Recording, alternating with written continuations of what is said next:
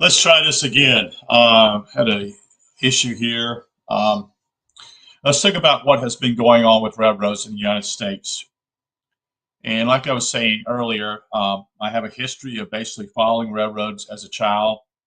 And I won't go into a whole lot what I just did. I had a little emergency here take place with the hens in the back of my house. Um, what I want to explain to you is that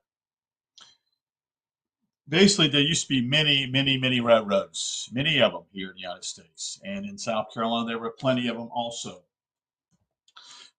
When I was a child, there was four or five of them.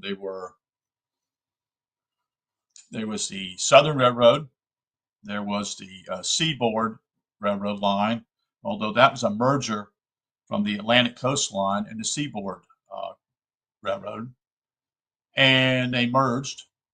There were other railroads here. There was a small railroad that actually run about 30 or 40 miles where I used to live. It was called the Hampton and Branchville Railroad, which basically went out of business in 2012, I think it was. Um, there are other railroads that actually were involved that used to crisscross across the country. There was the Georgia-Florida Railroad that once went through North Augusta into Augusta and all the way down to Florida. So I've always kept up with this. This is one of the booklets I had here, just a map. And then this here particular booklet is basically a lot to do with the histories of many of the railroads that no longer exist. A lot of things have changed with railroads these days. And basically there are four or five competitors, and that's it. And really, they're not even competitors anymore. That is, you have two out west, you have two in the east, and you have one major one that goes north-south that actually um, is connected with the Canadian deal, Canadian Railroad, and is also connected to Mexico. It actually can go into Mexico, which is what I'm not in favor of. A couple things that is, and also I'm not in favor of the two Canadian railroads who have bought into coming into the United States Railroad. I believe this is part of the whole deal with NAFTA, is to eliminate what I call borders, and that's what they've done. So you see Canadian National and Canadian Pacific railroads that are actually in the United States, and they're mainly supposed to be Canadian railroads, is what they are. There's only two of them up north in Canada. They're small ones. Used to be one. One was in Ontario. Northern Railroad was one. BC Railroad, which was the British Columbia Railroad, also was involved. Anyway, let's get to the point of the last year or so. And I've been watching this for the last 2 or 3 years because I just pay attention. And there are videos that talk about how many railroad accidents are taking place and what is really going on with the railroads. Well, there's a lot of things going on with the railroads, and basically they're getting their way. I'm very much pro railroad. I'm actually very much anti-truck because I don't think it's as efficient as railroads. But the railroads could have been more efficient in a lot of ways, but what they've done simply is they've gotten greedy. And they seem to also get what they want in Washington these days. So when the unions tried to strike last year, which I was not in favor of, but I also knew that the union, the management of the railroads were actually not advantageous for the railroad workers. They're running now many of the trains they run, freight trains. This is all freight traffic, folks. Um, Most people are unaware that the U.S. passenger train system is basically the government owned. And the government pays a certain fee, a lease fee, I assume, to use their rails. So the government doesn't have its own rails. See, they don't have their own rails at all. If they had, they bought very small parts of it. It would probably be only up in the northeastern sector of the country. So those major railroads are basically in the east, again, CSX, and then you have Norfolk Southern, then you have UP, and you have Burlington Northern Santa Fe. The three railroads that are basically, there's one railroad that's actually owned by Buffett. That's the Burlington Northern Santa Fe. He took over that railroad back in 2012, I think it was, and merged it. There was even actually merged before then. We'll go into that some other time. But what's transpiring now in Ohio is pretty a red flag to me. Um, there's a disaster even here locally where I lived at back in um, 2002 when they had a major accident here that killed two people, which was the conductor and the engineer of the train, where someone made a mistake by not closing an area track, the subtrack, and that train had no chance of the people in it had no chance of living because they were coming at a pretty high speed, and it caused deaths of many people here in a small town called Graniteville. Um, and they had to pay for all kinds of things that wouldn't happen. I'm not going to go into all that too, but I'm just telling you simply is that that was error by humans. Okay, a lot of areas simply is that tracks can be satellite conducted. In other words, it can be changed through an office. And you can change the sectors and close tracks off and open them up, and that's part of what the people do with the signal towers. And now they have it all basically on a satellite type of deal. So what's transforming and is becoming a problem is that the railroads are becoming not a little, they're becoming major problems, especially in the state of Ohio. There've been tons of railroad accidents. I have a theory that I think that there's what I thought was the sabotagers that were actually causing these accidents. That's still a possibility in my book. You can go on a track anywhere in this country and you can do some type of damage. And they have now their own police. That is, the railroad has its own police now. It basically, sometimes if you're out there watching a train and they think you're a problem, they will send rail police against you. That's been a problem now for the last 10 years or 12 years, ever since 2001, this whole issue of elevating that type of problem. But what has happened here in Ohio, again, is to do with what I call railroads are no longer responsible. This is what's happening. The integrity of the rails is also important. Many railroads in the past had a problem. It's called infrastructure. And the two major things in infrastructure are the rails, keep them up, and your locomotives. And many railroads companies, such as, I know the name of the railroad that comes up to me. Anyway, it was called the Rock Island Railroad, and they got in trouble because of that. The management made some poor decisions on their part. This was a major railroad back in the 1930s, folks, and eventually it collapsed in the early 60s. They just simply let it deteriorate. And it wasn't aware of closing tracks that were no longer, that hadn't any what I call rail traffic on it, so it was upkeep. You do as a railroad have to pay what I call some type of taxes on the upkeep of that rail. So if you have a railroad track that's in certain areas, you pay taxes to upkeep on that. You do that for the government, which I'm not exactly in agreement with that. But the railroads have now overstepped their position. Now, I believe the government's gotten in bed with these guys, and they were not going to let this strike take place late last year. And the unions did not vote for it, but it was like a 6-4 deal. So 6 were approving of it and 4 were not. And what's happening is another thing is that I observed rail videos is that they're running trains that are 2 miles long, folks. That's unheard of. They're running maybe 1 or 2 locomotives in the front, and then they're running locomotives in the middle pack, and sometimes they have what they call a pusher at the very end of the train. That was somewhat done back in the 60s when there was heavy traffic, especially if you had to go up hills and stuff like that. You would have what we call a pusher at the end, maybe 1 or 2 locomotives in the middle, and maybe 1 or 2 in the front. But they wasn't super long. The engines now, the locomotives in the past were putting out about 3,000 horsepower each. and it's what they call it, it's AC/DC. So they're AC motors, and then they drive the DC motors into the wheels. That's how it works, the traction wheels. And what's transpired is that they're now over 6,000 horsepower each locomotive. There were two competitors here, and well, actually be four or five used to be, but the two major ones was EMD, Electrical Motor Division, which was a division of General Motors at one time, and then you had General Electric.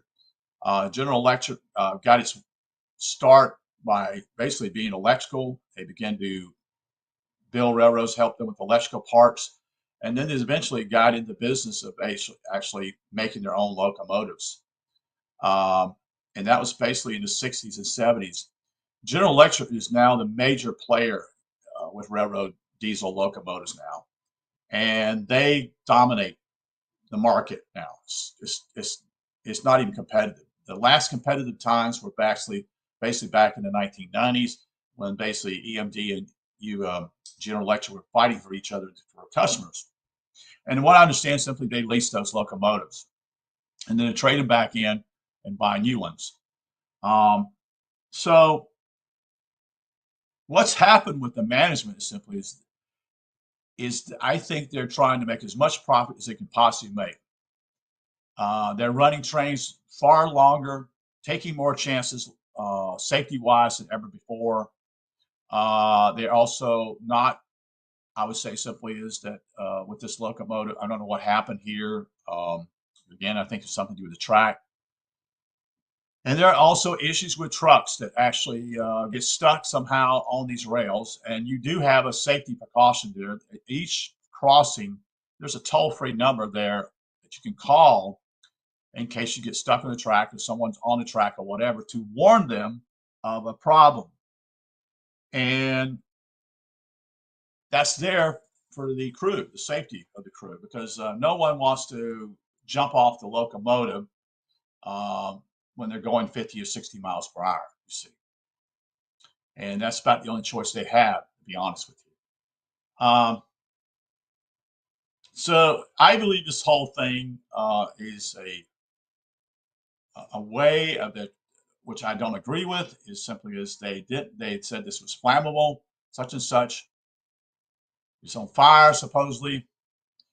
And what's happened simply is that they allowed this to happen. They, instead of allowing it to, it's like a controlled burn, as they would say, and they would say it was an explosion type of thing. And the other thing simply is why, one of my questions simply is why were these certain cars, and these are big time chemicals, folks. These are dangerous chemicals. Now they're saying it's safe to go back when I think it's still actually burning. We don't know yet that, but they basically, this is all being covered up in some way. This is not acceptable. This is not acceptable at all, folks. This has happened because of negligence and too much power with the railroads. The train yards themselves are not even capable of putting these trains together like they were at one time. They're so long, it doesn't make any sense. But they're trying to make as much as they can make. That's what they're doing here. I don't know if they understand the writing on the wall here, that there will not be rail traffic in the future, especially in our country. Basically what's going on here, let me explain one other thing here's critical. The sector of the United States is no longer industrial power as it once was, folks. So at one time, you had what I call industry along the tracks, and that's what railroads encourage. But that's changed in the last 25 years drastically. And so what's happened now, it's all importing. So when the ships come off and dock in Los Angeles, San Francisco, or Seattle, Portland, whatever, those areas, what's taking place is that they make money also by moving those trains across the tracks. And longer, the more the money they make, you see. And so that's why those two major railroads are running at full tilt. They've had tracks, main lines that are actually double tracks almost all the way through certain areas, which means they can run trains one way, this, both at the same way, or one this way. They can cross over. That's part of the traffic control they have. Also, very sophisticated, very much so. But what's transpiring here is that they allowed this to happen. They wanted this explosions to take place. Another thing is simply is railroads are right there, right beside people's lives, and trucks and cars and houses are actually near these tracks. And what's going to take place with this? Because some people have lost their houses, they've lost their complete houses, they're gone. And it was, I just think it simply was a setup, a sabotage type of thing to, I don't know if it's a feedback that caused people to become very anti-railroad, but to me, it was asinine. Although they claimed that these fires, that the fire department was not able to closely to get towards them. Plus, they were afraid of losing life with firemen. In other words, getting too close there. But my point simply is, how fast was this train going? And another thing simply is, why was, if there's a negligence on the track, in other words, today basically was this track kept up? This was actually going through a town. Certain towns they have the jurisdiction of how fast you can come in through a town. So, like for example, I know in Graniteville here, I think the speed limit there is approximately 25 or 30 miles per hour. Well, folks, that's pretty fast. You think, no, that's not that fast, but that's pretty fast for a train because you've got sometimes 65, 75 cars behind it. And yes, you have brakes, but you can't stop on a dime with that thing. No way. So this is what people have a misconception of. So cities and towns have basically said, da da da, you can only go so fast. But I don't know what the speed limit was there. You see, that's the question you must ask in this thing. How fast was this train coming through? Was it also going through a yard? In other words, a yard that basically there's a limit there also because of the safety factors of so many cars are nearby. You don't want to have a train wreck in that area because it may actually hit other cars and could cause a catastrophe. It's just most of the time these train yards are lining up and making manifesting what we call another train and putting together where it's supposed to go at. If it's supposed to go to Philadelphia, Pennsylvania, or if it's supposed to go to Albany, New York, or to Charlotte, North Carolina, they put the trains in a way that basically are going to be going on those particular routes to that particular route in order to what I call a manifest to certain areas. And then they drop those cars off such and such here. Here in Aiken, I can tell you one thing. There's a particular area where they set off cars right before you get into Graniteville because the train track does no longer go too much further in east to what I would call Aiken, South Carolina. So what happens simply is they don't have a track anymore coming from Charleston anymore. So that track has to go all the way up to Columbia, comes back down through Augusta, and then comes back rerouted through here. They used to not have that issue, but simply they've cut so many lines that is now takes greater distance to run those cars if they're going to a specific area. So my thinking is simply is that the government's looked another way. It's pretended everything's okay, even though there's been far more train accidents in the last 3 years, at least, than there has been in the past. And it's because of basically these people are gone crazy at the top. They are actually wanting, they're pushing their men as far as they can do because men cannot get off on so many days. Yeah, they make good money. I'm not saying they don't make good money. The engineers I know make close to $120,000 a year, if not more. But the problem simply is that you used to have a train long ago, and the steam locomotive, even when they had diesels, they had 4 to 5 crewmen on that train. Okay, so there were a couple of them were actually on the caboose, which there's no cabooses since the 1980s. They've eliminated that. And there's basically a conductor and an engineer. And the conductor basically is the one who is second in seniority. The engineer is the one who's actually running the train. That's there basically what I would gather simply is to quote unquote man the train in case someone has an accident. Say the guy has a heart attack or is sick, whatever. Then the conductor is able to take over that train, just like you have an airplane. You have a co-pilot, you have a pilot. Um, and the conductors also probably what I call is on the radio also. They communicate also two-way radio. Um, and but again, it's very serious what's going on here. I remember what this wreck happened here in Graniteville. It happened in the 2000s, early 2000s. There were, I think, close to 9 people who died in that wreck. 2 from the railroad, that is from the engineer and the conductor who got killed immediately. And then there was this gas, chlorine gas, that leaked from the rail cars that people during the summertime or springtime that gas got into people's homes and people also died because of that. There were people who were trying to rescue others there in this town who got in their cars and tried to drive and just were not aware of what was going on. And one suffocated. And then there's a major plant there who a few also died in the plant who were not, which was running 3 shifts and were not aware of what was going on also. Again, this was leaking gas. Okay, so many of them, in order to save their lives, they got on the ground in order to save their lives. They no longer stood up; they actually crawled to get to certain places or stooped down, and that's how they saved their lives to get out of a certain area. But it was no fire here, you see, and the hazmat came here. This was a big deal. There were many people who actually they closed the University of South Carolina Aiken here in order to have area for emergency use for this whole purpose. There's no other facilities they had here. All the fire departments were here working together. The hazmat from the state of South Carolina came here. It was a big deal.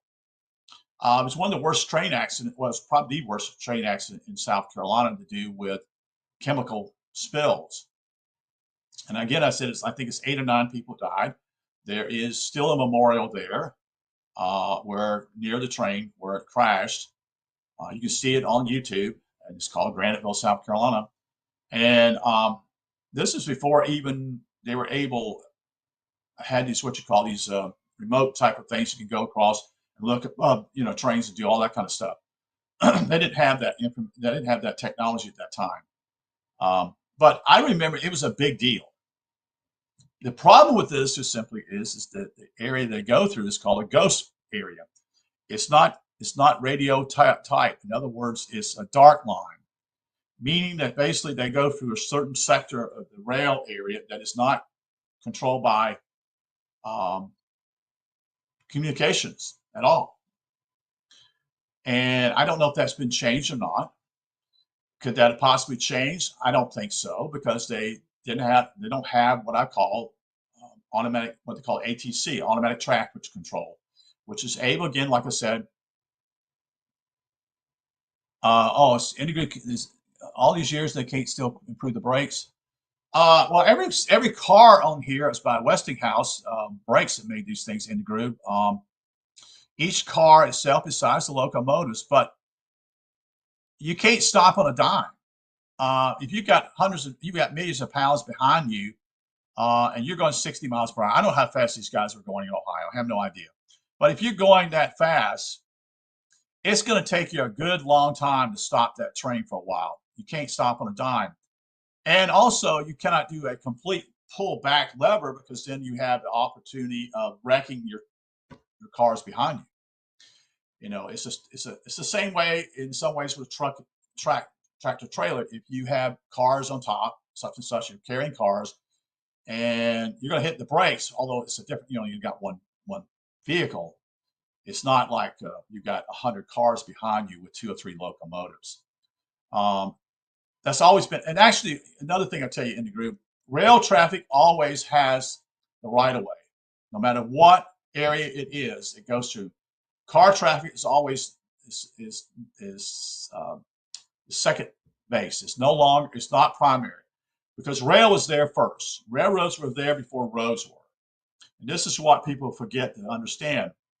That's why cars have to stop for rail traffic, because the primary line has always been railroad. It's been there before cars. Think about it. Highways were not built to basically early 1900s. So yes, the brake system, yes. But what if the brakes fail? And that's happened too, you see. The other thing simply, again, is back to this whole idea with what's happening here. Why were there so many cars filled with chemicals here? Why would they not sector off? Meaning, why would they all seem to be in a group of, say, if there were 8 or 10 cars, why would they all put together? And they're done that way. I know that. They're chemical cars. They'll have the initials on it. They're all on the cars. They'll tell you, you can see what it says. They have abbreviations on it. You follow the trains, look on them, especially in tank cars. What has happened is they put them all together. So if one gets off track or whatever, there's as great a chance of having catastrophe. The other thing is that Mr. Buffett, who runs Norfolk Southern, not Norfolk Southern, but BNSF, Burlington Northern Santa Fe Railroad, is that he wanted the oil traffic because he has a connection with Vancouver and another connection elsewhere. And that's why there was such a big deal about the pipeline. He wanted to make money by oil traffic coming from Canada. That's not a joke. That's what he wanted. That's what they wanted. He actually dealt with Congress at that time, trying to get them to promote that, and eventually that's what they did. So a long time ago, we used to move oil by trains, tank cars. We went away from that because it was more efficient to run it by oil underneath the ground. And I'm not saying I agree with what they do, these pipelines, but in a lot of ways it's somewhat maybe more safer, you see. But you also have sabotagers that can do the same thing. This is what people don't understand. There are people who could do this. There are people who get paid money to do this kind of stuff sometimes, especially if they have a grudge, especially if someone gets fired from a company, or maybe he's a quote unquote infiltrator that comes into this country and wants to cause disaster. And it's not just one of them. There's many of them. Just think about that. Okay. So I don't know what's going to happen. It's going to take probably weeks upon weeks. But the whole idea here is what's the frustrating part is that the people who live along this rail, most of them are fearful of leaving because they're afraid, I think, of also what was going to happen, but also of what they own, you see. And most people who live near the track, folks, are not what I call rich people. Okay, it's not to make them fun of them or anything of that nature. They stand a lot to lose because they don't have a lot. And their insurance probably does not guarantee to do anything with the train either, or any kind of major disaster like that. So again, take some look at some videos. Look at the videos. I'm sharing you the truth here. Look at the locomotives, how it's running. There will be people. There are guys who go out there and film trains that go along the track that are going 60 to 70 miles per hour. Okay, and they used to go faster than this. They used to go close to 100 miles per hour, even with steam, but there are only 6 or 8 cars. So in reality, that was not a problem because there wasn't that much weight behind it. You see. So what the freight is far more weight. Some cars are empty. Yes, I granted that, but they still weigh hundreds of thousands of pounds, especially a coal locomotive, a coal engine, of coal-loaded cars. At one time, coal-loaded cars were 10 tons. There are now 100 tons of stuff in a coal car, of coal. Most of that coal is not being shipped like it used to be the power plants because we've decided that we don't want coal power, which is asinine. So what's happened simply is most of it's being shipped to either Europe or mainly a lot of it's being shipped to China because China still uses coal. So it's put on a ship and transported that way. But there's negotiations already, folks. There are talks already that this is another thing that's important that people understand that China's been really big time on this. They want to eventually connect almost all countries by rail. And they're gotten close to that because part of the Silk Road is part of that whole idea. They're building a road, but they're also, I believe, they're building train tracks to do the same thing, to have connections. And that will connect Europe with China. So that would be elimination, what I would call no longer using what I would call ship industry as it has been in the past. And you think about also Canada and United States and now Mexico connected. They're also can connect that rail all the way down to South America. And that's being done already. The only place that's maybe a problem is still the strays, the Bering Sea up in Alaska and Russia. But I believe they have the technology if they want to build either some type of islands and then put train track across it, or they may go underground. But I doubt they'll do underground simply because diesels need an oxygen to run. So if they are put underground for a while, those diesel engines will shut off. They have to have air in order for them to run. It's just the way it works. So if you had an enclosed deal, that's what they had a problem with many years ago, playing with even what they call gas turbine engines. And basically, they could not handle it. They had to have air in order for it to keep going, keep the engine running. So the dilemma here is simply my opinion is simply the railroad is bought off what I would call Congress, and they've allowed these corporations, this kind of company, these companies are doing this. And this was the Norfolk Southern Railroad track, that's what I understand. And what's happened simply is that they can almost do whatever they want to do. You see, and I think again it was a very poor decision. I believe that the manifest whoever put the train together, but they've been doing this. I mean, I've watched trains over and over, folks. And they're playing their chemical cars on top of each other. They're hooked up back to back to back to back, and all that does mean simply is that could cause harm if there's some type of train wreck. And you say, well, what would be the difference? Well, certain parts of the train sometimes, if this is the last part, is probably advantageous not to come off the tracks. But that's not always true, you see. And they don't usually put the tank cars locally close to the locomotives. So usually they put them in the middle. But again, the point simply is, again, they're putting pressure on workers to put these trains together. And I don't know if simply is because they're putting them 2 miles long, meaning simply is there's a greater chance of having a more disaster with a 2 mile long train than there is with a train that's only 300 or 500 yards long or whatever, shorter, because there's less rail cars involved. And when the more rail cars involved means more of a chance of catastrophe to taking place. It's as simple as that. You know, you have 300 cars manifest going along at 70 miles per hour. Yes, you can move that train fast without any accident. But if you have an accident, there's going to be far more catastrophe ideas happening in that way than there would be when there's only 50 cars on that train. You see, there's a greater chance of disaster. It's the same way with if we would think about a ship. You know, if the ship takes on so much, we know that certain ships, well, what's the one that actually? Someone give me a hint here. The one to do with basically capsized. There was an iron ore ship that was going on the Great Lakes, and it capsized and it went down, and it had iron ore in it, and it took on probably too much weight, and the buoy part of it simply split. It just came apart in the middle. It couldn't handle the weight because of all the stress upon the metal. And basically, if you understand anything about ships, they're riveted just like ships are. Not like ships, but like planes. And they will complete where the weakest point is because where it's going to break at. And they were warned in some ways. They could have turned back. You remember that? Wreck of the Edmund Fitzgerald, that's what it was called. That song was made by it also. But there were many men that died on that train. Died on that ship. And again, a lot of times people don't even know, repeat, now this is when these long trains, they don't even know if their train has come off the track because you have only 2 men on that train.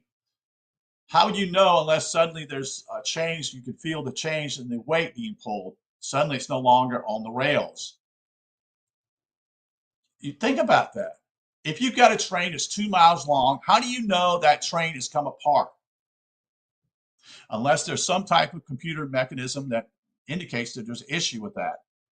Either a loss of pressure with either the brakes or something of that nature would tell something's going on, or some type of computerized deal that basically says something's going on. They do have that.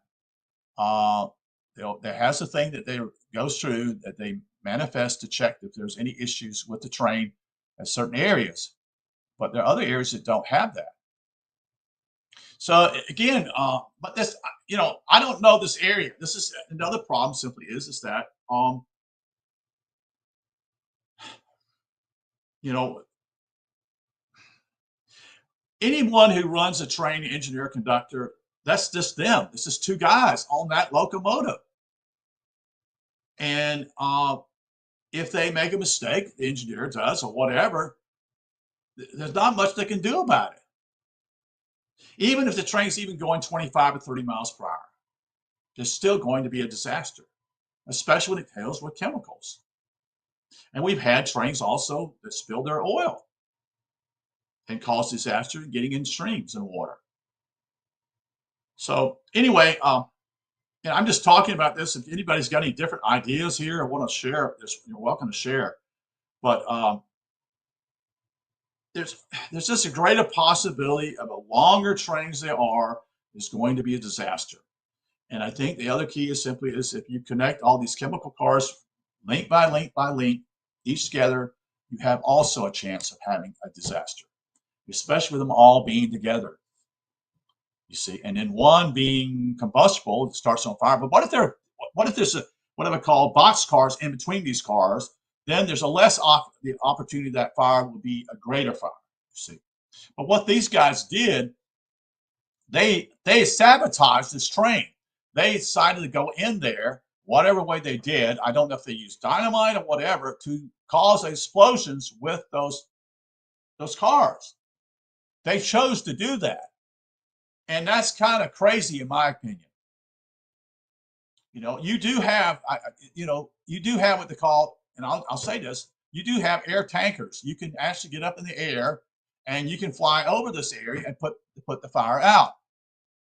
Now, why was that not used? You see, that's another thing. Simply, why was this done in this way? We know they use, it's a flame retardant. It's a chemical also. It's dangerous.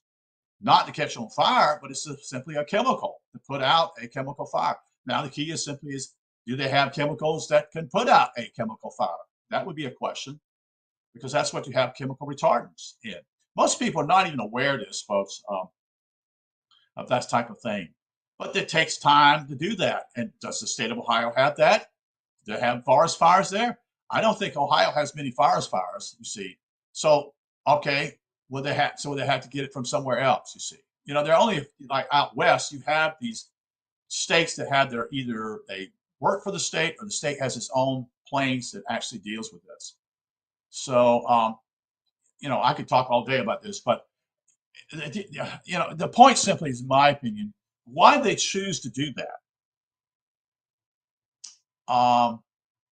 Why did they wait? Why did they choose to allow to do they just did this to explode it to make it worse, to my opinion. Yes, it would be a burnout. Yes, it would take longer. Maybe, maybe not. But this is all based upon theories. And this place will be destroyed. There's another story. Actually, checking the story here. Go back many years ago. Someone for the railroad in Maine, this is the state of Maine, failed to lock what we put the brakes on empty cars, either empty or filled, I should say. If you'll go to that story, which I think has happened over 10 years ago, and maybe longer, those empty cars or cars that were full that had no brakes on them, that would not break down. That's what you're supposed to do. You're supposed to brake them. And what happened was simply they rolled and rolled and rolled, and they rolled all the way into Canada, and they exploded. And they killed people. That happened. Look it up. That's a major deal that took place in Canada. And Canadians were not happy with it because it was a U.S. railroad. And I don't know if they ever settled that either out of court or whatever, but there were people killed because the cars went into the center of the town and somehow exploded, hit something or whatever, exploded. But these cars were supposed to have their brakes on when the train stops, and it's going to be there for a while. Especially in a yard, they lock those things down. They put the brakes on, and someone failed to do that. That's human error. And they went all the way into Canada. They rolled on its own, not with someone pushing them. They rolled on their own on an incline, basically, and went into a town in Canada and killed people.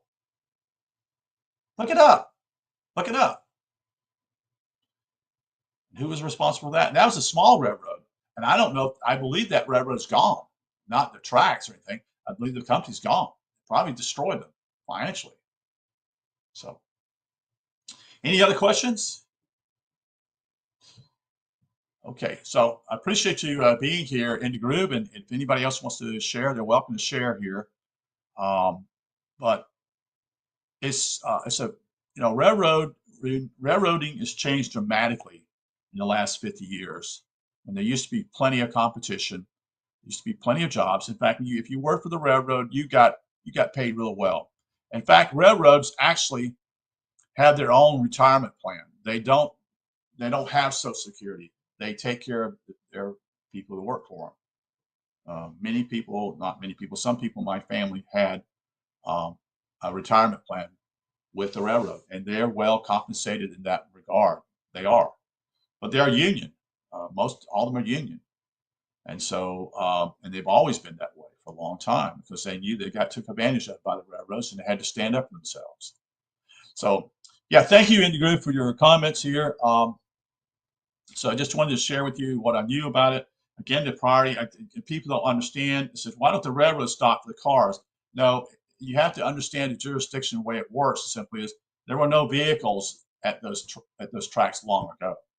So when the state crossed those lines, the state actually pays 50% of that railroad crossing. So the railroad pays 50%, but also when there's a crossing with the traffic, and that means the traffic control lights, everything in the United States is done with what we call the railroads pay 50%, and the state comes in and pays 50% too. So when they go over the road, such and such, the state would have to pay a percentage of that. And the road, and then actually the part when they go above the railroad track or whatever, the state has to pay for that too, the payment, all that, everything of that nature, you see. Because again, the railroads were built before the roads were. And so they get priority. So, all right, you take care. Thank you for being here, and we'll talk to you soon, okay? Thank you.